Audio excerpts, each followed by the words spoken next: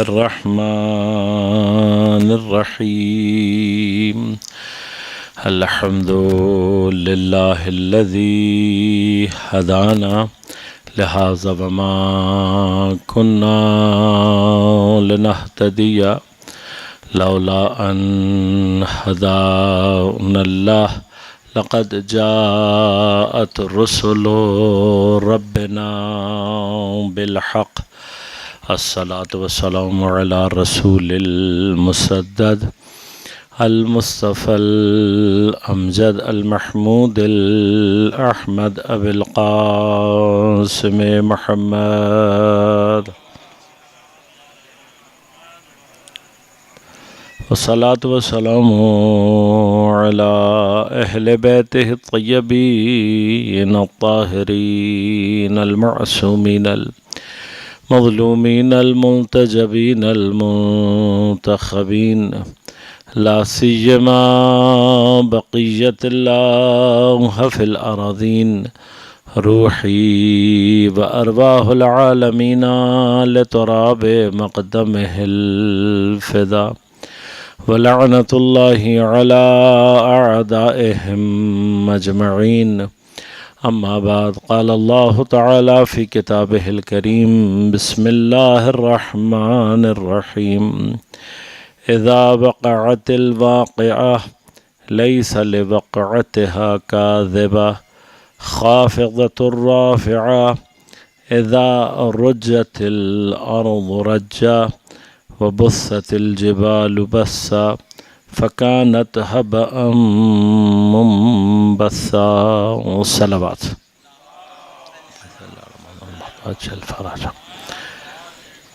مومنین کرام سامعین محترم عزیزان گرامی قدر سورہ مبارکہ واقعہ کے حوالے سے ہماری گفتگو کا سلسلہ جاری ہے۔ جیسا میں نے آپ کی خدمت میں عرض کیا کہ واقعہ مفسرین کے نزدیک علماء کے نزدیک قیامت کے ناموں میں سے ایک نام واقعہ۔ یہ نام خود قیامت کی ایک صفت ایک کریکٹرسٹک کی طرف اشارہ کر رہا۔ کل میں نے عرض کیا تھا کہ قیامت کو واقعہ کہنے کا ایک معنی ممکنہ طور پر یہ ہو سکتا ہے کہ ایک ایسا ایونٹ ہے کہ جس نے حتماً واقع ہونا ہے، یعنی جس کا پیش آنا حتمی۔ خوب اس جملے کے اوپر جب ہم یہ بات کہتے ہیں تو جو دوسری آیت ہے وہ نوعاً اس مطلب کی طرف اشارہ کرتی ہے کہ لیسا لوقعتہا کاذبہ۔ اب علماء کے درمیان میں ایک بحث ہے کہ لیسا لوقعتہا کاذبہ اس کے وقوع میں یا اس کے وقوع کے لیے یا اس کے وقوع کے وقت کاذبہ جھٹلانے والا کوئی ہے یا نہیں۔ لہذا یہ تینوں معنی ہی تقریباً لیے جا سکتے ہیں۔ ایک اس کے وقوع کے اعتبار سے کوئی جھٹلانے والا نہیں ہے، ایک جس وقت پیش آ رہی ہوگی اس وقت اس کو جھٹلانے والا کوئی نہیں ہوگا، اور ایک اصل مطلب کی طرف کہ وقوع قیامت کو جھٹلانا۔ قرآن کہہ رہے لیسا ہے ہی نہیں، جب ناظر ہے مطلب اس بات پر کہ جب واقع ہو رہی ہوگی تو اس وقت تو ویسے بھی جھٹلانے کا معنی اور نہ معنی پیدا ہوتا ہے اور نہ اس وقت کسی کی جرأت ہوگی کہ وہ قیامت کو جھٹلائے۔ لیکن یہ کہ اس قیامت کا وقوع اسے کوئی جھٹلا نہیں، یعنی اس نے ہونا ہے، اس بات کو کوئی نہ جھٹلائے یا نہ جھٹلا سکے، یہ بنیادی طور پر وہی بحث ہے جس سے متعلق کل میں نے آپ کی خدمت میں ایک سوال کے طور پر بات پیش کی، اور مجھے بڑی خوشی ہوئی کہ واقعاً بہت سارے افراد نے بہت ہی ایکٹیولی پارٹیسپیٹ کیا اور بہت واقعاً قابل استفادہ مباحث تھے بعض دوستان کے۔ لیکن خلاصتاً جو اکثریت ہے، اکثریت کی بات کر رہا ہوں، بعض نے یقیناً اور مختلف جوابات بھی دیے، لیکن اکثریت کا نظریہ یا قیامت کے بارے میں کہ پروردگار عالم نے عدل و انصاف کرنا ہے تو قیامت ہونی چاہیے، دنیا کے اندر عدل و انصاف کی ضرورت ہے تو قیامت ہونی چاہیے۔ سب سے زیادہ اس میں بہتر اور نزدیک تر جواب وہ ہیں کہ جو عقل، دیکھیے ہم نے چونکہ دلیل عقلی کو زیادہ کوشش کی کہ چونکہ ایک اصول دین سے تعلق رکھتی ہے بات، تو میں نے عرض کیا کہ اصول دین اور عقائد کی ہمارے پاس دلیل عقلی ہونی چاہیے۔ اب ایک ادنا دلیل کے طور پر یہ بات کہی جا سکتی ہے کہ اس دنیا کے اندر ہم دنیا کے مزاج کو اگر تھوڑا سا سمجھنے کی کوشش کریں تو ہم دیکھتے ہیں کہ کوئی بھی چیز، کوئی بھی کام بغیر ہدف انجام نہیں پاتا۔ بہت ہی چھوٹے، بہت ہی مائنر سے آپ اگر چیزوں کو دیکھیں تو بہت مائنر سی چیزوں کے پیچھے بھی کوئی نہ کوئی ہدف، کوئی نہ کوئی مقصد، بالآخر کوئی نہ کوئی وجہ، کوئی نہ کوئی علت، کوئی نہ کوئی کاز موجود ہوتی ہے۔ یہ الگ بحث ہے کہ آپ اس کاز کے بارے میں بحث کریں کہ وہ کاز مہم ہے نہیں ہے، یا اس کاز کے اوپر یہ بحث کی جائے کہ یہ واقعاً کسی چیز کے لیے حرکت کا باعث اور اس کے اندر ہدف پیدا کرنے، یہ بحث نہیں ہے۔ ابھی میں بہت ہی جسے کہنا چاہیے کہ ادنا لیول کے مسائل، مثلا ہمارے ہاں بعض اوقات بعض لوگ گھر میں سو رہے ہوتے ہیں، ان سے بھائی پوچھو تم کیوں سو رہے ہو، تو شاید ہمارے اور آپ کے مطابق ان کے پاس کوئی جواب نہ ہو، لیکن اپنے پاس ان کا کوئی نہ کوئی جواب ہوتا ہے، ہم اسے ایکسیپٹ کریں یا نہ کریں۔ بھائی تم یہاں کیوں بیٹھے ہو؟ بعض لوگ فالتو بیٹھے ہوتے ہیں، ان سے پوچھو بھائی یہاں کیوں بیٹھے ہو؟ تو بہت ہی کم ہوتا ہے کہ ہمیں کوئی جواب یہ آئے کہ مجھے خود نہیں معلوم میں کیوں بیٹھا ہوں، یا مجھے خود نہیں معلوم میں ایسا کیوں کر رہا ہوں۔ یہ بہت ہی ریئر ہوتا ہے۔ ہاں، اور یہ ہوتا لیکن ان کاموں میں جو بہت ہی نچلی سطح پر ہوں، ورنہ حتی نچلی سطح کے کاموں پر بھی، بہت ہی عمومی لیول کے جو کام ہوتے ہیں ان میں بھی ہمارے پاس بالآخر ذہن میں کچھ نہ کچھ چل ضرور رہا ہوتا ہے۔ یعنی انسان کے اندر حرکت پیدا ہی اس وقت ہوتی ہے جب کوئی بھی انگیزہ، کوئی بھی محرک اس کو حرکت کی طرف متوجہ کرے۔ لہذا دنیا کا جو مزاج ہے وہ بنیادی طور پر ایک ہدف مندی کے ساتھ ہے، ایک رزلٹ اورینٹڈ ہے، ایک نتیجہ خیزی ہے جو دنیا کے اندر موجود ہے۔ یہ چیز دنیا کی طبیعت کا حصہ ہے۔ اب جس دنیا کی طبیعت کا حصہ ہدف مندی ہے، اس شے کے بارے میں خود یہ تصور کرنا کہ اس کا اپنا کوئی ہدف نہیں ہوگا، یعنی دنیا کے اندر کوئی کام بغیر ہدف، بغیر مقصد کے معنی پیدا نہیں کر رہا، تو اب میں پوری دنیا، اس پوری جہان کے بارے میں یہ تصور قائم کر لوں کہ اس کا کوئی مقصد نہیں ہوگا، یہ عقل تسلیم نہیں کرتی۔ یعنی اگر دنیا کا مزاج، دنیا کے اندر جو کیفیت ہے وہ ایسی ہے تو طبیعت انسان، خود عقل انسان یہ کہتی ہے کہ جب اس دنیا کا مزاج یہ ہے تو حتماً ایسا ہوگا کہ یہ دنیا خود بھی کوئی ہدف رکھتی ہے اور کسی نتیجے تک پہنچے گی۔ یہ وہ ادنا ترین دلیل ہے کہ جو ہم اس حوالے سے دے سکتے ہیں۔ قیامت کیوں برپا ہوگی، کیسے کی بحث نہیں ہو رہی ابھی، کیوں برپا ہوگی؟ زیادہ تر جواب میں نے عرض کیا آپ کو کہ خدا کو عدل کرنا ہے، دنیا میں عدل قائم نہیں ہو سکتا، یا اس طریقے سے لوگوں کو ان کے اعمال کی جزا اور سزا نہیں مل سکتی، لہٰذا قیامت ہونی چاہیے۔ یہ اپنے طور پر مناسب دلیل ہے اور نسبتاً عقلی دلیل بھی اس کو کہا جا سکتا ہے۔ اس سے پہلے کہ میں کچھ اور مطالب اسی حوالے میں، اسی ضمن میں آپ کی خدمت میں پیش کروں، ایک تصور کے حوالے سے بحث کر لوں میں تاکہ کچھ ذہن ہمارے قیامت کے حوالے سے ایک کلیئر کنڈیشن میں ہوں، اور پھر انشاءاللہ مطالب آپ کی خدمت میں عرض کروں گا۔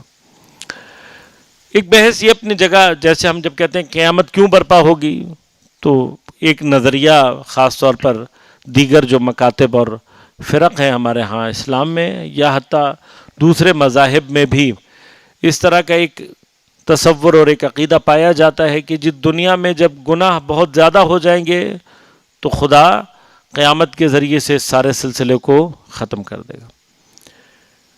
اس تفکر کے ساتھ قیامت خود نوعاً عذاب کی ایک شکل کے طور پر سامنے آتے ہیں۔ یعنی قیامت بنیادی طور پر کیا ہے؟ عذاب۔ اب عذاب کا جو تصور ہے وہ بنیادی طور پر خدا کے قہر، خدا کے سخط، خدا کی نقمت، ان چیزوں کا ظہور ہے۔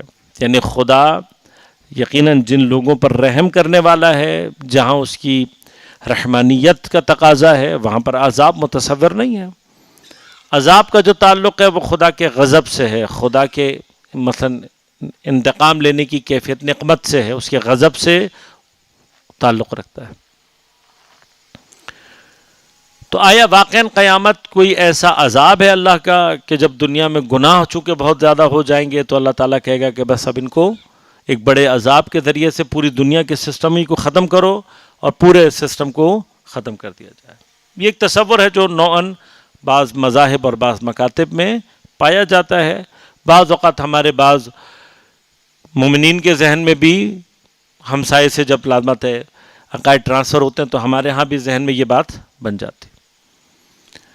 یہ جو تصور ہے اگر آپ اس کو تھوڑی سی دیر کے لیے انالائز کریں، تحلیل کریں، تو اس عقیدے کا نتیجہ ٹیکنیکلی کیا ہے، سمجھنے والی بات کیا کہ گویا خدا کا ایک پلان ہے، وہ پلان فیل ہو رہا ہے اور اس فیلئر کے نتیجے میں خدا پوری دنیا کو ختم کر رہا ہے۔ اسی نوعیت سے تعلق ہمارے ہاں جو برادران اہل سنت کے ہاں عقیدہ پایا جاتا ہے امام مہدی علیہ السلام کا،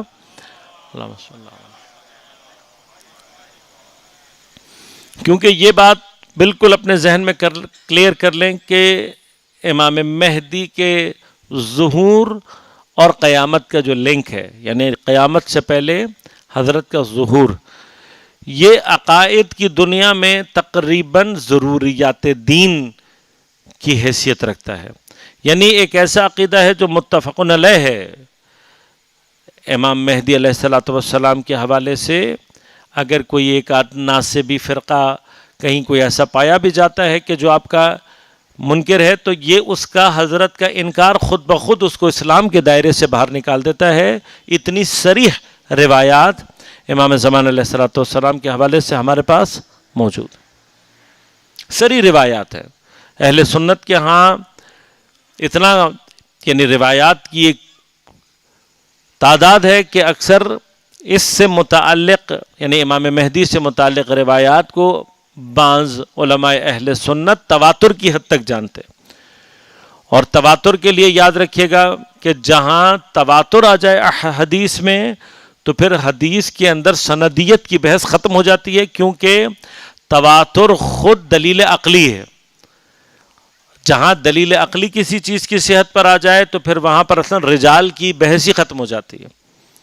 تواتر آ جائے، تواتر کی اپنی دلیل عقلی، لہذا خود امام مہدی علیہ السلام کے حوالے سے اہل سنت کے ہاں روایات کی کثرت اور مطلب کی کثرت اتنی زیادہ ہے کہ علماء حضرت کے حوالے سے اور روایات کے حوالے سے تواتر کے قائل ہیں۔ اور تواتر کا معنی کیا ہوا کہ پھر یہ ضروریات دین میں بس ہمارے پاس خود اہل سنت کے ہاں ایسی روایات ہیں کہ جس کا مفہوم یہ ہے کہ پیغمبر نے فرمایا کہ جو مہدی کا منکر ہے وہ اصلا لیس منا، ہم سے ہے ہی نہیں، اسلام سے کوئی تعلق نہیں ہے، اصلا اسلام سے مسلمان نہیں ہے۔ لہذا ایک متفق علیہ تصور ہے کہ قیامت سے پہلے حضرت کا ظہور حتمی ہے۔ اس میں اس اصل مطلب میں شیعہ سنی کوئی بھی یعنی یہ اسلام کا متفق علیہ عقیدہ، لیکن فرق یہ ہے کہ اہل سنت کے ہاں بعض روایات یہ ہیں کہ حضرت کے ظہور کے بعد 7 سال 9 سال میں قیامت برپا ہو جائے، لہذا ان کے ہاں اب ٹیکنیکلی بھی آپ اس کو اگر نوٹ کریں تو ان کے ہاں امام مہدی کا ظہور اچھا ضرور ہے کہ وہ عدل اور مثلا انصاف کی حکومت قائم کریں گے، لیکن جس عدل و انصاف کی حکومت کا 9واں سال قیامت ہے اس سے متعلق کتنی دلچسپی اور کتنا ان کے اندر شوق و ذوق ہونا چاہیے، یہ پھر اپنی جگہ ایک الگ بحث ہے جس کو میں بھی چھیڑنا نہیں چاہتا۔ لیکن ہمارے ہاں جو فرق ہے وہ کیا ہے؟ ہمارے ہاں فرق یہ کہ امام حکومت قائم کریں گے عدل و انصاف کی، خود 40 سال حکومت کریں گے، اور پھر حضرت کی شہادت کا کوئی سبب ایجاد ہوگا۔ حضرت کی شہادت کے بعد رجعت کا پورا ایک زمانہ اور ایک دور ہے کہ جس کے گزرنے کے بعد پروردگار قیامت کو برپا کرے گا۔ بس ہمارے لیے تو چونکہ حضرت کے ظہور کے بعد ائمہ کی حکومت کا ایک طولانی زمانہ موجود ہے، تو ہمارے لیے تو حضرت کا ظہور اٹ سیلف ایک خوشائند اور ایک پسندیدہ امر ہے۔ قیامت کے حوالے سے یہ تصور، اب جب ہم نے کہا، آپ کہیں گے مولانا آپ خود تو کہہ رہے ہیں کہ امام کے ظہور کے بعد اور پھر شہادت کے بعد رجعت کے زمانے میں طولانی حکومتیں، تو پھر ہم کہہ سکتے ہیں نا کہ قیامت ابھی دور ہے. تو عرض کر دوں آپ سے کہ میں نے گزشتہ گفتگو میں بھی آپ کی خدمت میں اشارہ کیا تھا کہ قیامت کی دوری زمان کے اعتبار سے ہر اس شخص کے لیے ہے جو قیامت کے مفہوم کو اور قیامت کی کیفیات کو صحیح معنی میں درک نہیں کر رہا. مثال بھی دی تھی، دوبارہ دہراؤں گا تاکہ اگر کہیں کسی ذہن میں کوئی شبہ باقی ہو تو وہ رفع ہو جائے. جتنا بڑا امتحان ہوتا ہے، مثلا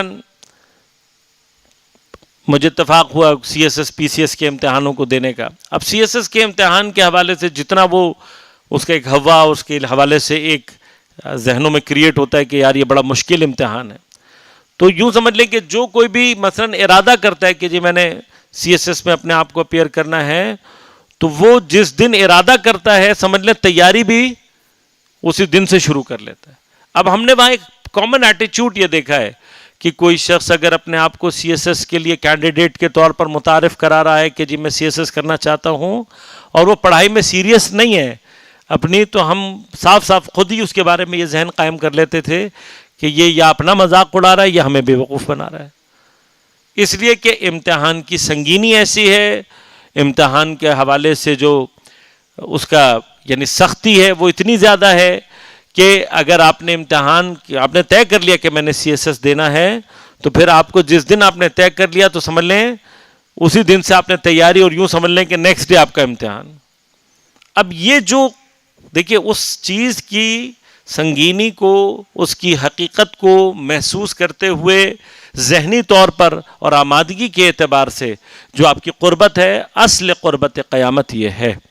لہذا عقیدہ قیامت کے حوالے سے جس کسی کو بھی، اب ہم نے اور آپ نے قیامت کے حوالے سے جو عقیدہ پیش کرنا، پہلے مرحلہ عقلی طور پر اس کے وقوع کے اعتبار سے، مفہوم کے اعتبار سے قیامت کا برپا ہونے کا مقصد کیا ہے، یعنی خود کیوں برپا کرے گا پروردگار، قیامت کا برپا کرنے کا مقصد کیا ہے، اس کے ایک جز کا مقصد کیا ہے کہ اکاؤنٹیبلٹی ہونی ہے، امتحان ہونا ہے، پوچھ گچھ ہونی ہے، اور وہ بھی بہت سخت. کتنی سخت؟ فَمَن يَعْمَلْ مِثْقَالَ ذَرَّةٍ خَيْرًا يَرَهُ وَمَن يَعْمَلْ مِثْقَالَ ذَرَّةٍ شَرًّا يَرَهُ. اگر لفظ پورا پڑھا جائے یَرَهُ، پس کسی نے بھی اگر مثقال ذرہ خیر کی ہوئی ہے، مثقال ذرہ، انشاءاللہ بھی بحث میں آگے بھی آپ کی خدمت میں عرض کروں گا، ذرہ اور ابھی بحث آئے گی حبا انشاءاللہ. ان دونوں کے بارے میں علماء فرماتے ہیں کہ کم ترین معنی جو آپ اپنے ذہن میں رکھ سکتے ہیں، اب یہ پرانے دور کے علماء کی بحث ہے، کیونکہ ان کے علم میں جو سب سے چھوٹا ذرہ تھا کہ جس کو حس کیا جا سکتا ہے، وہ ذرہ ان کے نظر میں وہ تھا جو ہوا میں موجود ہوتا ہے. ہمیں اور آپ کو اپنی عام طور پر آئی سے نظر نہیں آتا، لیکن اگر سورج کی روشنی کسی خاص تاریک جگہ پہ پڑ رہی ہو اور کوئی خاص رے، ایک خاص شعاع آ رہی ہو، تو آپ کو اس شعاع کے اندر وہ ذرات تیرتے ہوئے دکھائی دیتے. تو علماء نے بنیادی طور پر ان ذرات کو ذرہ اور حبا کا ہے. لیکن اگر ہم سائنٹیفک نالج سے ہیلپ لیتے ہوئے آگے بڑھیں، اور انسان نے جب چھوٹے سے چھوٹا ذرہ دریافت کر لیا، تو جتنا چھوٹا ذرہ آپ نے دریافت کر لیا وہ اس ذرے یا حبا کا مصداق ہو سکتا ہے. اتنی چھوٹی سی خیر یرا ہو جس نے بھی کی ہے وہ دیکھے گا، اور اتنا چھوٹا سا بھی شر اگر کسی نے کیا ہے یرا ہو قیامت کے دن دیکھے گا. تو اب ہم نے اور آپ نے قیامت سے متعلق اپنے بیہیویئر کو اسی وجہ سے یاد رکھیے گا کہ قیامت کے عقیدے کو اکاؤنٹیبلٹی کے طور پر رکھنا، اس کا مقصد کیا ہے؟ جو قیامت کو یاد رکھے گا، جو قیامت کی طرف متوجہ رکھے گا، وہی صاحب ایمان بنے گا. اللہم صلی علی محمد.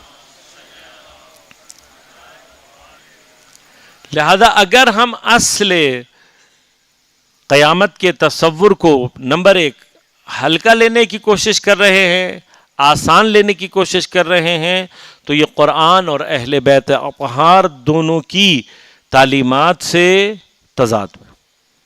لہذا ہمارے پاس روایت ہے کہ جسے الخصال میں بھی ذکر کیا گیا ہے، نور الثقلین تفسیر اہل بیت میں بھی ہے، روایت ہے جناب عباس سے کہ جناب ابو بکر نے پیغمبر سے سوال کیا اس بات کا، چونکہ یہ تقریباً عمر کے اعتبار سے دونوں برابر ہیں، تو اب وہ آپ سے پیغمبر سے سوال کر کے یہ کہہ رہے ہیں یا رسول اللہ اسرع الیک شیبک، یا رسول اللہ آپ پر بڑھاپا جلدی آ گیا ہے۔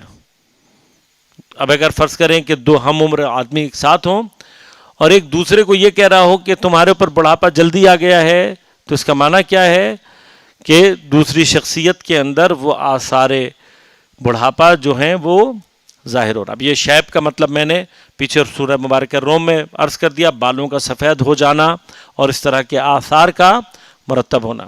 اب ایک ہم عمر پیغمبر کے وہ صحابی کیا کہہ رہے ہیں؟ وہ کہہ رہے ہیں کہ آپ کے اوپر بڑھاپا جلدی آ گیا، تو پیغمبر نے جواب دیا، فرماتے ہیں شیبتنی، بوڑھا کر دیا مجھے، کس چیز نے؟ ہود والواقعہ والمرسلات وعما یتساءلون، 4 سورتوں کا نام لیا پیغمبر نے، سورہ مبارکہ ہود، سورہ مبارکہ مرسلات، سورہ مبارکہ واقعہ اور سورہ مبارکہ عما یتساءلون۔ یہ 4 سورتیں پیغمبر کہہ رہے ہیں کہ ان 4 سورتوں نے مجھے بوڑھا کر دیا۔ میں پہلے بھی ذکر کر چکا ہوں، آج دل چاہ رہا دوبارہ ذکر کروں۔ ایک شہید ایران کی جنگ کے دوران 13 یا 14 سال کا، اس کی شہادت کے بعد جب اس کی ڈائری ملی تو اس کی ڈائری کے اندر ایک جملہ لکھا ہوا تھا کہ پروردگار تیرے گناہ اور تیری معصیت نے مجھے بوڑھا بنا دیا۔ تو یہ جملہ جب اس دور میں شہید کے اس میں سے نکلا اور پھر لازمات علماء اور عرفاء کے، تو بعض عرفاء نے جب اس کو پڑھا تو پڑھ کر لرزنے لگے اور رونے لگے۔ تو کسی نے جب ان سے پوچھا کہ بھئی اس جملے میں ایسی کیا بات ہے، تو انہوں نے متوجہ کیا، کہا 13 سال کا بچہ، یعنی شاید ابھی بالغ بھی نہ ہو، شاید ابھی اس کے اوپر احکامات شریعہ جاری بھی نہ ہوئے، تو جس کے اوپر احکامات شریعہ جاری نہیں ہو اس کے لیے گناہ ٹیکنیکلی، یعنی ہمارے ہاں ہم چونکہ ہر بہت ساری باتوں کو فقہی اعتبار سے وزن کر رہے ہوتے، فقہی اعتبار سے تو اس کے اوپر ابھی گناہ کا معنی ہی نہیں ہے، معصیت کا معنی نہیں ہے، لیکن یہ بندہ، یہ بچہ 13 سال کی عمر میں عرفان کے کون سے درجے پر ہے کہ ابھی اس کے اوپر شریعت لاگو نہیں ہو رہی، اس کے اوپر شریعت آئی نہیں ہے، اس کے لیے گناہ کا معنی وہ ہے نہیں جو ہمارے اور آپ کے لیے، بنی بالغ شخص کے لیے ہے، اور یہ کس طریقے سے اس گناہ کی سنگینی کو درک کر رہا ہے کہ اپنی نوجوانی، یعنی جوانی بھی نہیں ہے یہاں پر، نوجوانی کے اندر یہ بچہ کیا درک کر رہا ہے؟ گناہ کے اس وزن کو درک کر رہا ہے اور کہہ رہا ہے کہ پروردگار گناہوں نے، معصیت نے مجھے بوڑھا بنا۔ یہ درک ہے، حقیقی ہے قیامت کا، یعنی جس کو اگر قیامت سمجھ میں آئی ہوئی ہو، جو قیامت کے بارے میں ذرا سا تدبر اور تفکر کرے، تو واقعاً قیامت کے یہ آثار ہمارے اوپر محسوس ہونے چاہیے۔ قیامت سے متعلق ایک سنگینی ہمارے قلب میں محسوس، یہ چاہیے سنگینی۔ عزیزان من، دیکھیے اہل بیت اطہار نے ہم سے وعدہ کیا ہے، وہ وعدہ یقیناً ہمارے کام آئے گا۔ اس وعدے کے باوجود قیامت کو بالکل ہلکا پھلکا لینا، قیامت سے متعلق یہ تصور کر لینا کہ اب ہم نے چونکہ کلمہ پڑھ لیا ہے، اب یا ہم اہل بیت کی محبت کا اظہار کر چکے ہیں، تو ہمارے لیے قیامت جو ہے وہ صرف پکنک ہی پکنک ہے۔ نہیں بھائی، یہاں پہ انبیاء کا، ائمہ کا رویہ قیامت سے متعلق یہ بتا رہا ہے کہ قیامت آسان نہیں ہے، ڈونٹ ٹیک اٹ ایزی۔ بس جو چیز ہم نے اپنے شفاعت یقینی ہے، لیکن وقوع قیامت کے معاملات اتنے سنگین ہیں کہ it should not be taken easy. کبھی بھی کسی بھی صورت میں قیامت کو نہ مذاق بنائیں، نہ قیامت کو کبھی ہلکا اور آسان کنسیڈر کرنے کی کوشش کریں۔ اور جہاں آپ قیامت کو سیریس لینا شروع کریں گے، گارنٹیڈ یہ بات بتا رہا ہوں آپ کو، آپ کے افعال میں، آپ کے کردار میں، آپ کے بیہیویئر میں آٹومیٹک تبدیلی آنا شروع ہو جائے گی. یعنی بہت سارے افراد جو ہم سے کہتے ہیں کہ آغا صاحب گناہ نہیں چھوٹ رہے، یا ہمارے اندر تبدیلی پیدا نہیں ہو رہی، یا ہمارے اندر وہ شوق ایمانی اور ذوق ایمانی پیدا نہیں ہو رہا، ان تمام باتوں کا جواب کیا ہے؟ قیامت کو سیریس لینا شروع کر دیں. قیامت کے بارے میں واقعاً سیریس ہو جائیں، سمجھیں کہ قیامت کتنی سنگین ہوگی اور اس کے مسائل کتنے سنگین ہوں گے. خب اب ہمارے ہاں جو امام کے حوالے سے تصور، ایک تو یہ مسئلہ حل ہو گیا.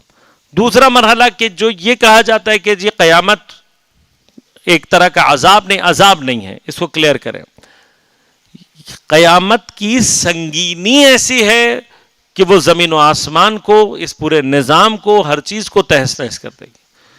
یعنی ایونٹ آف قیامت اتنا سنگین ہے کہ اس کے آثار جب دنیا میں زمین و آسمان پر یا اس مٹیریل ورلڈ پہ پڑیں گے تو اس کے اثر سے یہ مٹیریل ورلڈ بالکل تباہ اور برباد ہو جائے گی. یہ اثر ہے قیامت کا، عذاب نہیں ہے.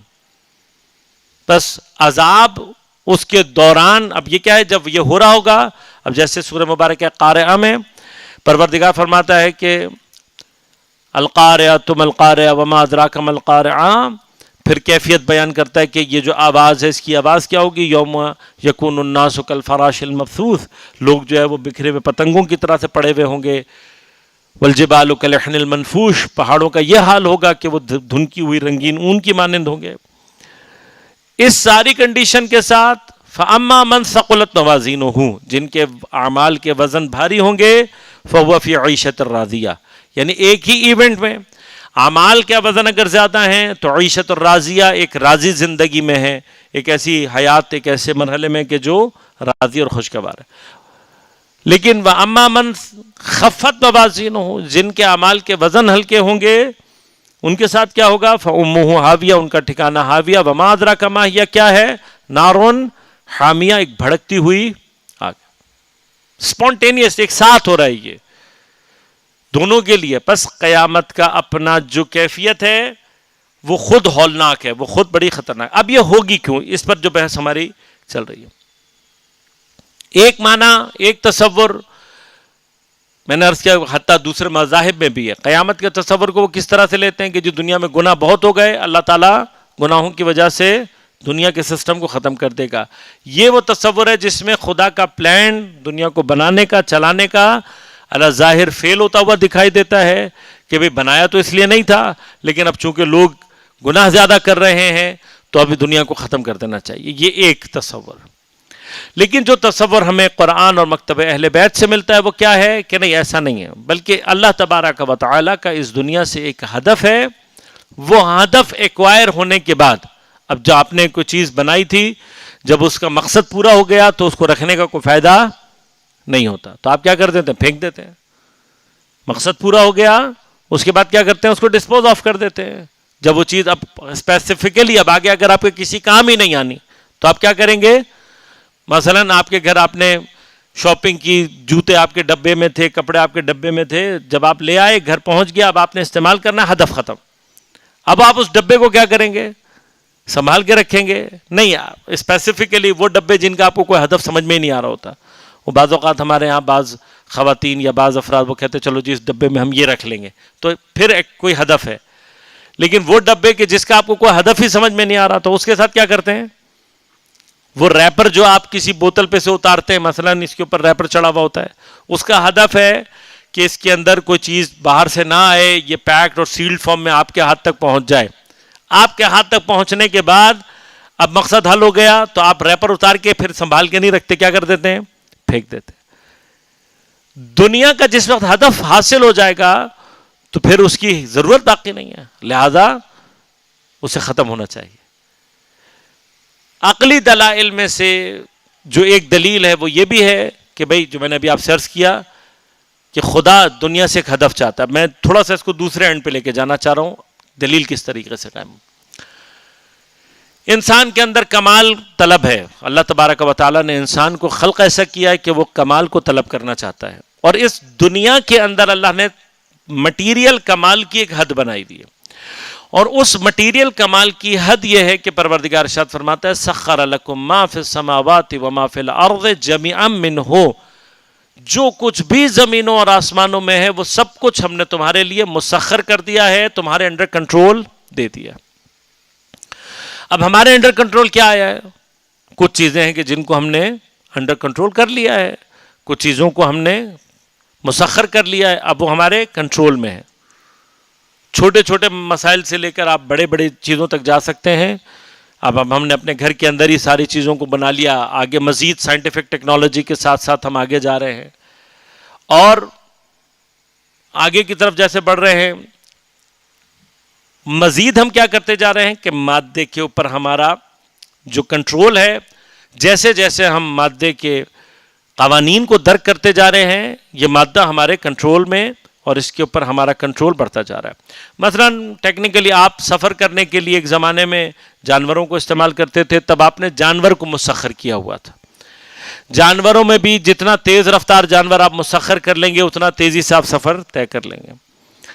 اس کے بعد آپ نے سائنٹیفکلی زمان کو کنٹرول کرنے کے لیے یا مکان کو یا فاصلوں کو کنٹرول کرنے کے لیے جب آپ سائنس کی طرف آئے تو آپ نے پہلے پہیہ بنایا، پہیے کو ڈیولپ کرتے کرتے آخر کار آپ گاڑی پر آئے، پھر گاڑی سے آپ نے ترقی کی آپ ٹرینز پہ، یا بالآخر آپ ہوائی جہاز پر، پھر اب ہوائی جہاز میں بھی آپ مزید ٹرین۔ جیسے جیسے آپ مادے کے مٹیریل کے قوانین سے، سائنس کے فزکس کے قوانین سے واقف ہوتے جا رہے ہیں، ویسے ویسے آپ کیا کرتے جا رہے ہیں، اب وہ فاصلہ کہ جو پہلے کئی مہینوں میں تصور کیا جاتا تھا اور اس سے کم ہونے کا کوئی تصور نہیں تھا، آپ نے اس کو اب کیا کیا 6 منٹ کے اندر اندر طے کر لیا۔ البتہ یہاں پر وہ بحث بھی ہے، یہ بھی میں نے کئی جگہ پریزنٹ کیا لیکن ایک دفعہ دوبارہ ریپیٹ کر دیتا ہوں کہ یہ جو ڈیولپمنٹ میں اور آپ دیکھ رہے ہیں یہ مٹیریل ڈیولپمنٹ ہے، یہ میٹر کی ڈیولپمنٹ ہے۔ سائنس از دا سبجیکٹ جو کہ ڈیل کرتا ہے میٹر اینڈ اٹس پراپرٹی میں۔ تو سائنس جتنا ڈیولپ کرے گی، سائنس جتنا ترقی کرے گی، آٹومیٹیکلی جو ترقی ہوگی کس کی ہوگی؟ میٹر کی ہوگی۔ اب یہ میٹر ہی ہے جو ترقی کر رہا ہے۔ اس ترقی کو انسانی ترقی کہنا یہ تسامو ہے، یعنی ہم جو میٹر ترقی کر رہا ہے اس ترقی کو جب ہم یہ کہتے ہیں جی انسان نے اتنی ترقی کر لی ہے تو ٹیکنیکلی یہ غلط ہے۔ کیوں غلط ہے؟ ہم نے کیا ترقی کی ہے بھائی؟ ہم تو وہیں کے ویسے ہی ہیں بھائی۔ ہم تو اس وقت ترقی کریں گے نا جب میرا مثلا فرض کریں کان کوئی ایسی چیز سننے لگے بغیر کسی آلے کے جو پہلے نہیں سنی جاتی تھی، میری آنکھ کوئی ایسی چیز دیکھ سکے جو میں پہلے نہیں دیکھ سکتا تھا، تو ترقی یافتہ ہوگی نا بھائی۔ میرا کان اس وقت ترقی یافتہ ہوگا کہ جب میرا کان وہ چیزیں بھی سننے لگے بغیر کسی انسٹرومنٹ کے جو پہلے میں اب انسٹرومنٹ سے سیکھ رہا ہوں، کر رہا ہوں۔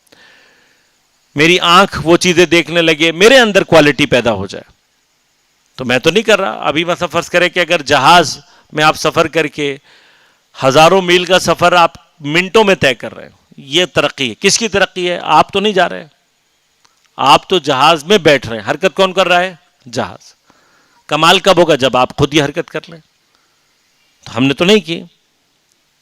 اب اگر ہم یہ بات کہتے ہیں تو پھر لازمات ہے فوراً ہی سوال ذہن میں یہ اٹھتا ہے کہ کیا از اٹ پاسبل کہ ہیومن اس طریقے سے ترقی کر لے؟ تو بالکل پاسبل ہے۔ کیسے پاسبل ہے؟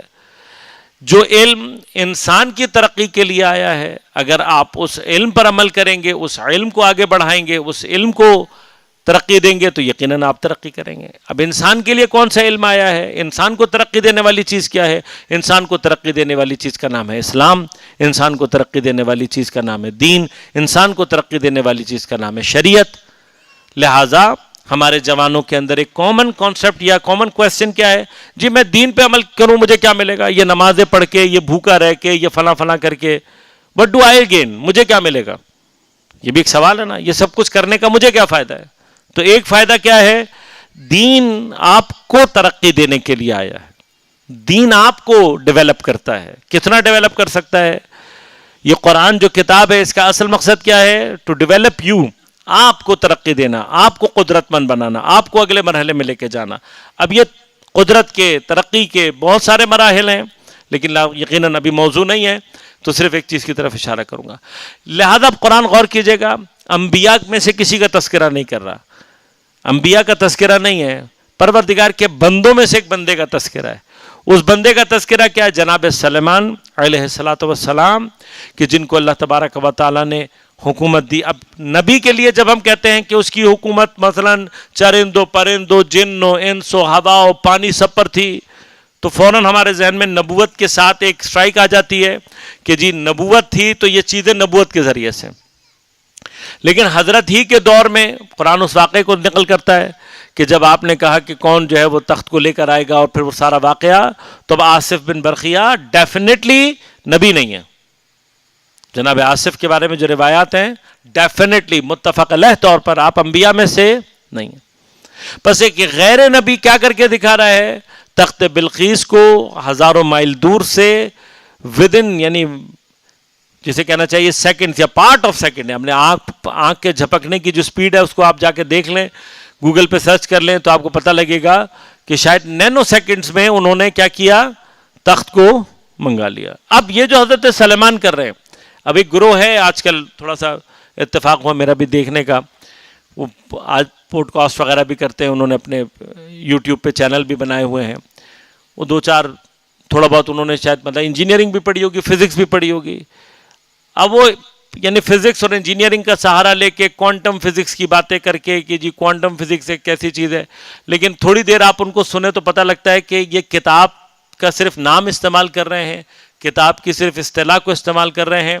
جو نالج وہ اپنے طور پر پریزنٹ کرنے کی کوشش کر رہے ہیں وہ 100% ہالی ووڈ کی فلموں کے فکشن آئیڈیاز ہیں, جن کو وہ اسلامی شکل میں کہیں ریپ کر کے اور آیات سے ان کے ظواہر سے سوء استفادہ کرتے ہوئے اس کو بنا سنگھار کے, اور جناب پتہ نہیں پورٹلز کی باتیں کر رہے ہیں اور ٹائم ٹریول کی باتیں کر رہے ہیں, اور پتہ نہیں اس طرح کی باتیں. کسی ایک جگہ میں نے سنا تو کہنے لگے کہ جی مثلاً ٹائم جو ہے وہ 5th ڈائمنشن ہے یا پتہ نہیں 6th ڈائمنشن ہے. عزیز دلم, پہلے ڈائمنشن کے معنی تو کرو, ڈائمنشن ہوتی کیا ہے, ٹائم کو مانا تو کرو, تعریف تو کرو, لے کر آؤ تو صحیح کہ ٹائم کہتے کسے ہیں. آپ یو آر فار اوے, ابھی تمہیں پتہ نہیں ہے, فلسفے میں اترو گے تو تمہیں پتہ لگے گا کہ وقت اور چیز ہے, زمان اور چیز ہے, دہر اور چیز ہے, ان کے اندر کیا معنی ہے. آپ حرکت کو روک دو تو ٹائم کا معنی کریٹ کیسے ہوگا, پھر زمان کیا ہے, یہ آبھاس ہیں. اب بیٹھ کر ٹی وی پر بیٹھ کر مثلاً بیچارے عام عوام کے لیے کہنا کہ جی اگر آپ 5th ڈائمنشن میں چلے جائیں, کیسے چلے جائیں, یعنی کیا یہ جو آپ کہہ رہے ہو اگر آپ 5th ڈائمنشن میں چلے جائیں, یہ کیا مطلب کیا ہے اس کا, اس کو ڈسکرائب تو کرو, آپ بتاؤ تو صحیح کہ ڈائمنشن میں جانا ہوتا کیا ہے. اگر آپ خود اس بات کو ڈسکرائب نہیں کر سکتے تو آپ لوگوں کو بے وقوف کہاں بنا رہے ہو. ہالی ووڈ کی جتنی بھی فلمیں ہیں وہ کم از کم اتنا انصاف کرتے ہیں لوگوں کے ساتھ کہ اس کے فلم کے ساتھ لفظ فکشن لگا دیتے ہیں. وہ فکشن کا معنی فکشیس یعنی جھوٹ, ایک خیال ہے بس, یہ وہ ایک کہانی ہے, وہ ایک آئیڈیا لیتے ہیں, اس آئیڈیا کو اب وہ چاہے تھیوریٹیکلی ہو یا نہ ہو, مثلا time travel is just an idea. دنیا میں کبھی بھی ٹائم ٹریول نہ ہو سکا نہ ہو سکتا ہے, اصلا عقلی طور پر اس کا رد موجود ہے, آپ نہیں کر سکتے یہ کام. میں مثال دے دیتا ہوں نا چھوٹی سی, آپ فرض کریں آپ کہتے ہیں جی میں ماضی میں چلا گیا, تو ماضی میں جانا اپنے وجود سے پہلے وقوع ہے. کوئی چیز اپنے وجود میں آنے سے پہلے واقع ہو سکتی ہے, یا یہ محال عقلی ہے. مثلا میں اگر آج فرض کریں کہ 45 سال یا 46 سال کا ہوں تو مجھے 45-46 سال لگے تو میں بناؤں نا. اب آپ مجھے اٹھا کر مثلا 100 سال پیچھے لے جائیں تو سوال یہ پیدا ہوتا ہے 100 سال پیچھے تو میں مائنس مثلا 65 سال کا ہوں نا. اب یہ -65 سال کا, لیکن جب آپ مجھے لے گئے تو وہاں میں کتنا ہوں 46 سال کا, تو یہ -64 کہاں سے آئے گا. سمجھ رہے ہیں آپ بات کو یا نہیں سمجھ رہے. دیکھیں اگر آج میں 46 سال کا ہوں, آپ مجھے 100 سال پیچھے لے جاتے ہیں تو 100 سال پیچھے میرے والد صاحب جوان تھے مثلا یا نوجوان تھے, تو ابھی تو میرے وجود کی کہانی آئی نہیں نا. تو میں اس ٹائم اینڈ اسپیس میں جس میں میرے وجود کا معنی ہی نہیں ہے, میں کیسے پہنچ سکتا ہوں. اور اگر پہنچ گیا ہوں تو میں یا یہاں ہوں یا وہاں ہوں. اگر میں 1 سیکنڈ کے لیے بھی وہاں حضور پیدا کرتا ہوں تو اس کے 100 سال کے بعد مجھے 146 سال کا ہونا چاہیے. تضاد ہی تضاد ہے, اصلا پاسبل نہیں ہے یہ چیزیں. لیکن کہانیاں بنانے کے لیے ہمیں اور آپ کو مثلا تھوڑی دیر کے لیے انٹرٹینمنٹ ہے. اب وہاں سے وہ آئیڈیا اٹھا کر آپ آ کر قرآن کی آیتوں کو مدد کرنے کے لیے کہ وہ جناب پتہ نہیں حضرت نوح کی کشتی پتہ نہیں کون سے پورٹل سے آئی، اور ذوالقرنین نے پتہ نہیں کون سے سیارے سے یاجوج ماجوج ایلین تھے، اور پتہ نہیں کیا کیا اس طرح کی باتیں. یہ تفسیر بالرائے سے بھی بدتر ہے. تفسیر بالرائے میں بھی انسان کے پاس کوئی رائے تو ہوتی ہے کم از کم اپنی. لہذا یہ اس وقت ہو رہا ہے دنیا میں، ہمیں اور آپ کو اس کو سمجھنے کی ضرورت ہے. بات ہم صبح آپ پوچھیں گے کہ آپ کہیں گے اچھا مولانا آپ بتا دو، تو بھائی بات یہ ہے انسان کے ڈیولپمنٹ میں غور کیجئے گا. مادہ ہماری بدن کا ایک حصہ ہے، اور ہمیں اور آپ کو یہ بات سمجھ میں آتی ہے کہ اگر میٹر ڈیولپ کرے تو اس کے کتنے ایفیکٹ ہوتے ہیں. اس میٹر کے اوپر ہماری روح جو کہ مجرد ہے، جو نان میٹر ہے، وہ حاوی ہے، اس کی اسٹرینتھ اس سے زیادہ ہے. انسان کو ترقی دینے کا مطلب یہ نہیں ہے اس کے کان بڑے ہو جائیں گے. انسان کو ترقی دینے کا مطلب یہ نہیں ہے کہ اس کی ناک بڑی ہو جائے گی. انسان کو ترقی دینے کا دین میں بھی معنی کیا ہے؟ اس کی روح کی تقویت ہے. اور جب روح میں تقویت پیدا ہوتی ہے تو اس کا ایک الٹیمیٹ ایفیکٹ مادے کا تسخیر اور مسخر ہو جانا ہے. تفصیلی بحث ہیں جو کبھی انشاءاللہ موقع رہے گا تو تفصیل سے بھی آپ کی خدمت میں عرض کریں گے. یہ الٹیمیٹ ایفیکٹس ہیں. اللہم صلی اللہ علیہ وسلم. لہذا اب جب دین کہتا ہے سخر لکم ما فی السماوات و ما فی الارض، تو دین کا الٹیمیٹ جو ایفیکٹ ہے وہ کیا ہے؟ دین کا اصل ہدف کیا ہے؟ دین کا اصل ہدف ہمیں روحانی طور پر اتنا طاقتور کرنا کہ اب پوری کائنات کو مسخر کر سکیں. آج آپ نے دنیا میں کچھ چیزوں کو مسخر کر لیا، لیکن دین بنیادی طور پر آپ کو یہ پوری کائنات، ابھی تو آپ نے سائنٹیفک وے سے، ابھی ہم جو ترقی کر رہے ہیں، جو ہم چیزوں کو ڈسکور کر رہے ہیں، یہ ہم میٹر کے اوپر سوار ہو کر رہے ہیں. لیکن امام زمان علیہ الصلوۃ والسلام عجل اللہ تعالیٰ فرجہ الشریف، حضرت کے دور کی، حضرت کے زمانے کی، اور پھر رجعت میں ائمہ کی حکومت، بنیادی طور پر ہماری بحث یہ ہے امام کی جو حکومت کو پیغمبر کے بعد غصب کیا گیا ہے، یہ اس کے آفٹر ایفیکٹس ہیں. یہ جو آج دنیا میں آپ گمراہی، ضلالت، شیطانی طاقتوں کی قدرت، ظلم، ستم، یہ جو کچھ بھی دیکھ رہے ہیں، اس کے مقابلے پر معصوم کی حکومت کا کمال کیا ہے؟ معصوم کی حکومت کا کمال یہ ہے کہ وہ آپ کا ہاتھ پکڑ کر آپ کو پوری کائنات مسخر کروائے گا. لہذا امام کے دور کا جو اصل ہدف ہے، رجعت کا بھی اصل ہدف ہے، وہ کیا ہے کہ ایک مرتبہ زمین پر حکومت الہیہ کو قائم کر کے امام کی، معصوم کی حکومت میں معصوم کے ذریعے سے انسانوں کو ترقی دے کے اس مقام پر لانا کہ جہاں پر وہ پوری کائنات کو کیا کر لیں گے. اب یہ پوری کائنات صرف فزکس کے قوانین پر نہیں رکی ہوئی، اس سے ماورا کائنات کی اصل حقیقتوں میں سے ایک حقیقت انسانی روح ہے، عالم مجرد ہے. وہ طاقت اور قدرت ہے کہ جس کا اظہار دین اور امام معصوم کی پیروی کی صورت میں ظہور کرتا ہے. اب آپ سمجھ لیں، مثال ایک بات بفرض مثال کہ اگر زمین پر ہر بندہ ہی آصف بن بنخیہ ہو تو کائنات کہاں سے کہاں پہنچے گی. لہذا کچھ چیزوں کا ظہور ائمہ کے جو اصحاب تھے، ائمہ کے جو افراد ان سے محبت کرنے، ان کے پیر کچھ چیزیں جن کا ظہور خود ائمہ سے ہوا ہے اور کچھ چیزوں کا ظہور ان کے اصحاب سے ہوا ہے. یہی مجھے اور آپ کو سمجھانے کے لیے کہ اگر تم معصوم کی پیروی کرو گے تو تم قدرت کے اس مرحلے میں. اب یہ کائنات جتنی بھی ہے، مادی کائنات، بالآخر اس کے قواعد، اس کے اندر علم، اس کے جو کچھ بھی ہے وہ محدود ہے. اس محدودیت کے ساتھ اگر انسان ترقی کر کے اس مقام تک پہنچ جائے کہ جہاں پر اس نے اس پوری کائنات کے سسٹم کو ایک دفعہ کمپلیٹلی انڈرسٹینڈ کر لیا، تو پھر اس کے بعد اب غور کیجئے گا یہ انسان ہے. آج بھی اگر آپ اپنے اندر سوچیں، تنہائی میں بیٹھ کر اپنے لیے سوچیں، اور آپ سے یہ کہا جائے کہ جی تمہیں جتنی قدرت چاہیے مل جائے، تمہیں ہر چیز مل جائے، تو تمہیں کیا چاہیے؟ تو آپ ایک کائنات پر بھی بس نہیں کریں گے.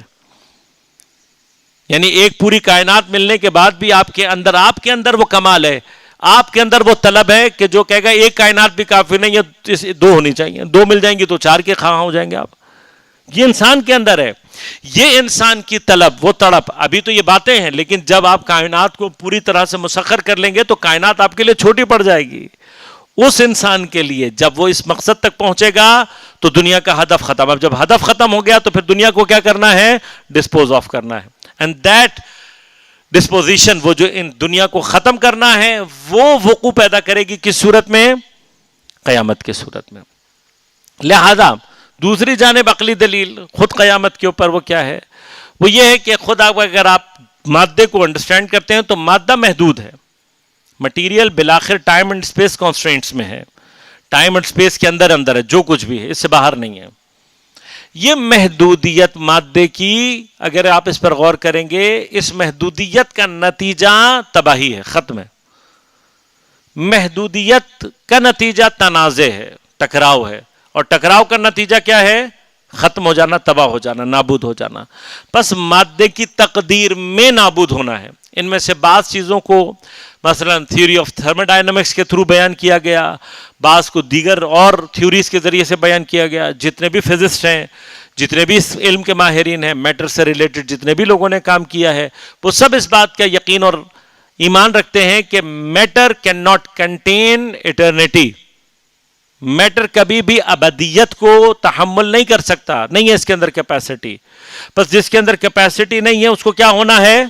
بالآخر تباہ ہونا ہے۔ یہ عقلی طور پر ہے، لہذا غور کیجئے گا، حتیٰ وہ لوگ کہ جو کسی مکتب کو نہیں مانتے، وہ لوگ کہ جو کسی مذہب کو نہیں مانتے، وہ لوگ کہ جو کسی خدا کو نہیں مانتے، ان کے لیے بھی جب وہ عقلی طور پر آ کر بیٹھتے ہیں تو وہ کہتے ہیں کہ this universe must have an end, اس کو ختم ہونا چاہیے، یہ اس کی نیچر کا حصہ ہے۔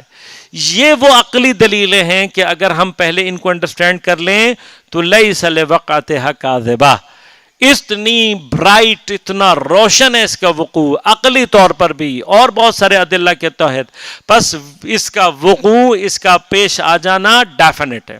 اب اگر اتنی ڈیفینٹ ہے قیامت کہ اس نے حتماً ہونا ہے، ہم اپنے آپ کو اور ہم سب مل کر خود ہماری اپنی زندگیوں میں ہم دیکھتے ہیں بالآخر our life has an end، ہماری زندگی نے بھی ختم ہونا ہے۔ یہ زندگیوں کا ختم ہونا الٹیمیٹ ایک ایسے بڑے اینڈ کی طرف اشارہ کر رہا ہے کہ جس نے ایک پوری طرح سے فائنل اینڈ لینا، دس فائنل اینڈ قیامت۔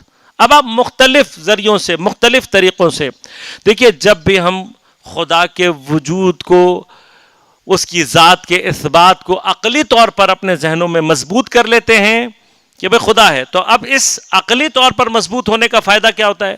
شیطان آپ کو جہاں کہیں وسواس میں ڈالے گا، جہاں کہیں آپ کو ہٹانے کی کوشش کرے گا اور آپ اپنی عقل کی طرف رجوع کریں گے، آپ کہیں گے نہیں یار ہونا تو ہے۔ اب مثلا آپ کے ساتھ جتنے بھی برے حالات پیش آ جائیں، جتنا بھی آپ کے ساتھ مسائل پیش آ جائیں، سنگین مسائل میں شیطان کا ایک ہدف یہ ہوتا ہے کہ اس کو خدا سے ہٹاؤ، لہذا وہ آ کر وسوسہ کرتا ہے، آپ کے دل میں بار بار یہ خیال آتا ہے کہ میں ہی بچا ہوں، خدا میری مدد کیوں نہیں کر رہا، خدا مجھ سے اب جیسے یہ مطالبات ہیں مجھ سے بدلہ لینا چاہتا ہے وغیرہ وغیرہ، اس طرح کے، اور پھر آہستہ آہستہ پتہ نہیں خدا ہے یا نہیں، اس طرح کے جملات ہیں ذہن میں۔ یہ نیچرل ہے کیونکہ یہ شیطان کا کام ہے۔ اب اگر آپ کے ذہن میں خدا سے متعلق عقلی دلیل ہے تو جس وقت شیطان آپ کے دماغ میں یہ بات ڈال رہا ہوگا کہ خدا ہے یا نہیں، آپ کی عقل خود کہے گی نہیں یار خدا ہے تو صحیح، ہونے میں اس کے کوئی مسئلہ نہیں ہے۔ اب یہ ہے ہی آپ کو دوبارہ پلٹائے گا اس طرف کہ جہاں پر آپ یہ کہیں گے کہ یقیناً میرے ساتھ ہی کوئی پرابلم ہے، خدا ہی مجھ سے کچھ ایسا چاہ رہا ہے جو میں انڈرسٹینڈ نہیں کر پا رہا۔ لہذا عقلی طور پر عقائد کو اپنے اندر رکھنا خود شیطان کے نفوذ کے مقابلے پر ایک ایسی اسٹرینتھ ہے کہ جہاں آپ کو بدترین حالات میں بھی شیطان کبھی بھی غلط راستے پر، دین سے دوری کی طرف لے جا نہیں سکتا۔ اللہ اکبر، یا رسول اللہ، یا حال ہے، اللہم صلی علی محمد وعلی محمد وعلی۔ لہذا قیامت کو یاد رکھنا، میں یہاں پر اس سلسلے کو انشاءاللہ اینڈ کروں گا، کل سے ہم باقاعدہ آگے کا سلسلہ شروع کریں گے قیامت کے حوالے سے۔ لیکن اب یہ جتنا اب آپ سوچیں کہ قیامت کا تصور بیہیویئرل چینج لے کر آتا ہے، آپ اس کو آزما کر دیکھ لیں، قیامت کو یاد رکھنے کی کوشش کریں، قیامت کے مسائل کو یاد رکھنے کی کوشش کریں، اینڈ آفٹر سم ٹائمز آپ دیکھیں گے کہ آپ کے اندر ایک بیہیویئرل چینج آئے گی۔ اسی اعتبار سے شاید یعنی امکان ہے کہ جو بیہیویئرل چینج لے کر آنا ہے، اس کی قرآت کی جو ثواب بیان ہوا ہے پیغمبر اکرم صلی اللہ علیہ وآلہ وسلم،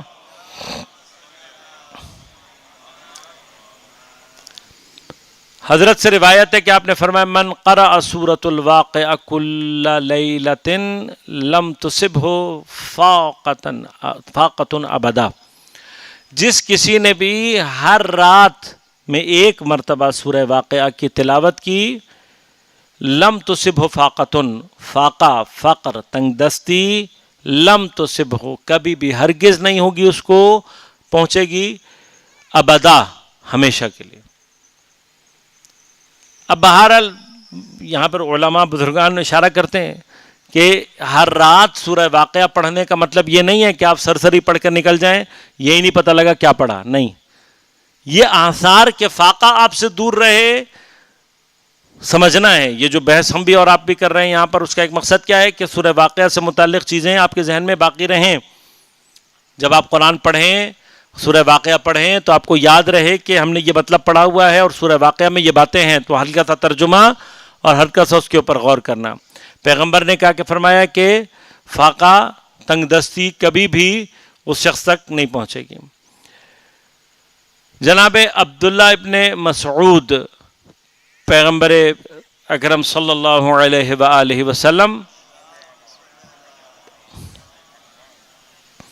حضرت کے واقعاً جو باعظمت صحابہ ہیں ان میں سے ایک ذات گرامی جناب عبداللہ ابن مسعود، پیغمبر کے بعد ایک خاص دور میں ان کو مارا پیٹا بھی گیا، اتنا مارا گیا کہ وہ پیٹ کے کچھ بیماریوں میں مبتلا ہو گئے، اور پھر انہی بیماریوں کی صورت میں اور اسی حالت میں ان کی شہادت واقع ہوئی۔ اور جس وقت ان کا انتقال کا وقت نزدیک تھا، تو جو مارنے والے تھے وہ آئے، اور انہوں نے آ کر اس وقت ان سے پوچھا کہ بھائی کوئی آپ کو جو ہے وہ اس وقت آپ جو ہے جس حالت میں ہیں، تو آپ کو جو ہے وہ کوئی شکوہ ہے یا نہیں، کوئی آپ کے اندر کوئی خواہش ہے یا نہیں، کوئی اس طرح کی کوئی آپ کے ذہن میں؟ تو کہا کہ اگر کوئی شکوہ اور شکایت ہے تو صرف اپنے گناہوں کا ہے، کہ جو گناہ مجھ سے سر انجام ہو گئے۔ کہا کہ کوئی امید، کوئی خواہش اس کے مقابلے پر؟ خواہش صرف پروردگار کی رحمت کی ہے۔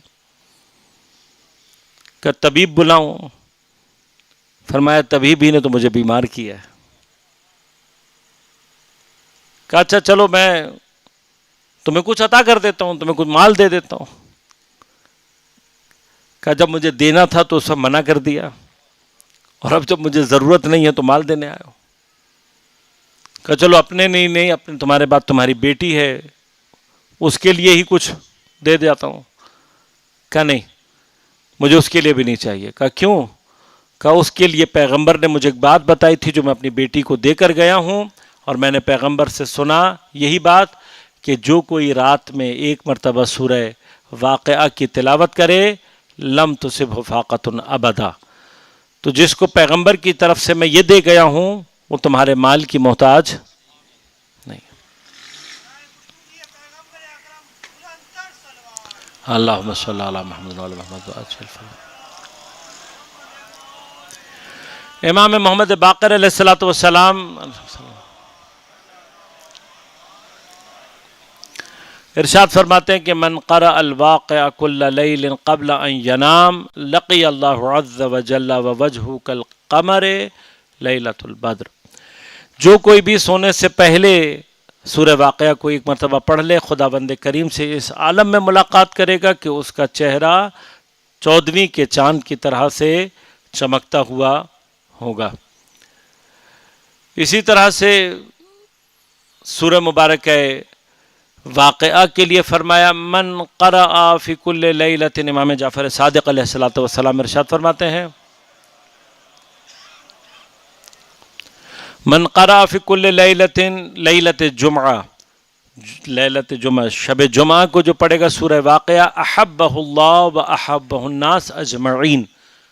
شب جمعہ میں پڑھنے کا کیا ثواب ہے؟ اللہ بھی اس سے محبت کرے گا اور سارے لوگ بھی اس سے محبت کریں گے۔ وَلَمْ يَرَ فِي الدُّنْيَا بُؤْسًا أَبَدًا، اور ایسا شخص جو ہے وہ دنیا میں کبھی بھی سختی نہیں دیکھے گا، وَلَا فَقْرًا وَلَا فَاقًا وَلَا آفَا من آفات الدنیا، نہ ہی سختی دیکھے گا دنیا میں، نہ ہی ایسا شخص کبھی فقر دیکھے گا دنیا میں، نہ ہی کبھی فاقہ، اور نہ ہی آفات دنیا میں سے کوئی آفت اس تک پہنچے گی۔ وکانا، اور ایسا شخص من رفقاء امیر المؤمنین علیہ الصلاۃ والسلام، اور ایسا شخص کہ جو شب جمعہ میں اس کا تلاوت کرنے والا ہے وہ حضرت امیر علیہ الصلاۃ والسلام کا کیا ہوگا؟ حضرت کے رفقاء میں سے قیامت کے دن اس کو شمار کیا جائے گا۔ کیوں؟ فرمایا وَهَذِهِ السورہ، اس لیے کہ یہ سورہ ہے ہی لامیر المؤمنین، حضرت امیر المؤمنین علیہ الصلاۃ والسلام کے لیے ہے، خاصہ، خاص طور پر حضرت کے لیے ہے کہ لم یشرکہ فیہا احد، کہ جس کے اندر کوئی اور حضرت کے ساتھ شریک نہیں ہے۔ بس یہ سورہ مبارک ہے جمعہ کی، بلکہ سورہ واقعہ کی ایک اور 2 حدیثیں اور بیان کر دوں اور پھر اس کو ختم کروں کہ امام صادق علیہ الصلوۃ والسلام سے ہی روایت ہے،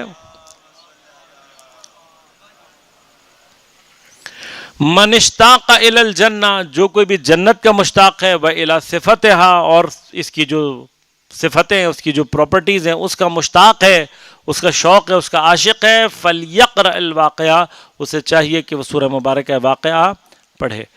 پیغمبر اکرم صلی اللہ علیہ وآلہ وسلم 2 حدیثیں، ایک آپ نے فرمایا من قرأ سورۃ الواقعہ، جو بھی سورہ واقعہ پڑھنے والا ہوگا، کتب لیس من الغافلین، اس کا نام ان لوگوں میں رکھا جائے گا کہ جو غافلین میں سے نہیں ہے۔ اور دوسری حدیث حضرت سے بیان ہوئی ہے کہ من کتبہا، جو بھی سورہ واقعہ کو لکھ لے، وعلقہا، اور اس کو لٹکا دے، فی منزلتن، اپنے گھر میں، کثر الخیر علیہ، اس کے گھر میں خیر اور برکت کی کثرت ہوگی، ومن ادمن قراءتها ضال عنہ الفقر، اور جو کوئی بھی اس کی قراءت کا شوق رکھتا ہوگا، اس کو شوق سے پڑھنے والا ہوگا، اس سے فقر زائل ہو جائے گا، دور ہو جائے گا۔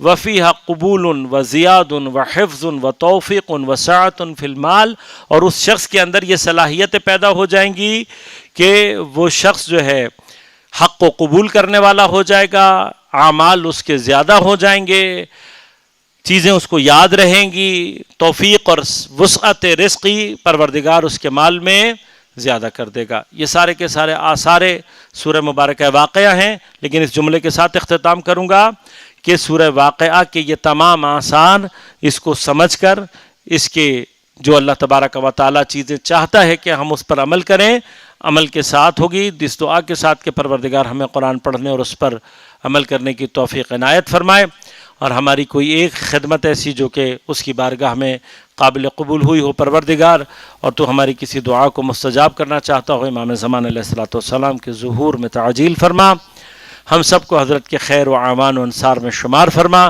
تمام علماء مراجع اعظام کی حفاظت فرما، تمام مؤمنین کی حفاظت فرما۔ ربنا تقبل منا انک انت السمیع العلیم برحمتک یا ارحم الراحمین۔ جن مومنین نے اپنے نام اور نمبر مجھے لکھوائے تھے، ان میں سے ابھی اگر کوئی ایڈ نہ ہو سکا ہو گروپ میں تو مجھ سے رابطہ کر لیں، اور جن مومنین نے اپنے نام اور نمبر مجھے لکھوانے ہیں وہ اس نشست کے بعد مجھے لکھوا سکتے ہیں۔ آج کی نشست کے حوالے سے اگر کسی کے ذہن میں کوئی سوال ہو تو وہ اپنا ہاتھ کھڑا کر دیں۔ السلام علیکم قبلہ، سوال علیکم یہ السلام۔ ہے کہ پرفیکشن کے بغیر قیامت نہیں آئے گی اور فیلئر پہ اختتام نہیں ہو سکتا، تو کیا جب رجت کا جو فلسفہ ہے اس کے اندر کنٹرولڈ انوائرمنٹ ہوگا، لائک ایول فورسز کو لیول پلینگ فیلڈ نہیں ملے گی؟ کیونکہ اگر لیول پلینگ فیلڈ ملتی ہے تو پاسٹ میں all those events have been occurred, so پھر یہ نشر مکرر یا ریپیٹ ٹیلی کاسٹ کا کیا مطلب ہے؟ جی بہت اچھا سوال ہے، ماشاءاللہ۔ دیکھیں، امام کے دور کے حوالے سے پروردگار عالم کی جو سنت ہے وہ اس طرح کی ہے کہ وہ شر کی قوتوں کو بھی ایک ٹائم دیتا ہے اپنی حجت کو اتمام کرنے کے لیے۔ حضرت کا ظہور اور رجعت کا زمانہ اس ریلیکسیشن کا ختم ہونا ہے، بس بعض جگہوں پہ دین نے ابھی تک وہ سختی نہیں کی جو کرنی چاہیے تھی۔ کس لیے نہیں کی؟ اگر آپ اس کا آنسر پوچھیں گے تو اس کا آنسر یہ ہے کہ ان کو پورا موقع دے دیا جائے, یہ اپنی حسرتیں نکال لیں پوری طرح سے. اب جب نکال لیں, اسی لیے یاد رکھیے گا, یعنی یہ جو 1200 سال حضرت کے ظہور میں لگے ہیں ابھی تک, اور ابھی تک نہیں ہو رہا, اس کی ایک وجہ کیا ہے؟ اس کی وجہ یہ ہے کہ میرے اور جیسے وہ افراد کہ جو یہ سمجھتے ہیں کہ ہم امام کے خادم ہیں, ہم امام کے عاشق ہیں, ہم بہت اچھے مسلمان ہیں, ہم ہی اسلام کے لیے تیار نہیں ہیں. ذہنی طور پر اپنے آپ کو, یعنی جب اسلام کے لیے تیار کرنے کا مطلب کیا ہے؟ اسلام کے لیے تیار کرنے کا مطلب یہ کہ اگر اسلام کی عدالت کی تلوار میری ناک کاٹ رہی ہو تو میں وہ بھی ہنسی خوشی کٹوا لوں, یہ سوچ کر کہ اسلام نے اگر یہ حد میرے اوپر جاری کی ہے تو یہ میرے ہی فائدے کے لیے ہے. یہ چیز ہے, یہ وہ کریکٹرسٹک ہے جو ہم نے امام کی غیبت میں اپنے اندر پیدا کرنی ہے.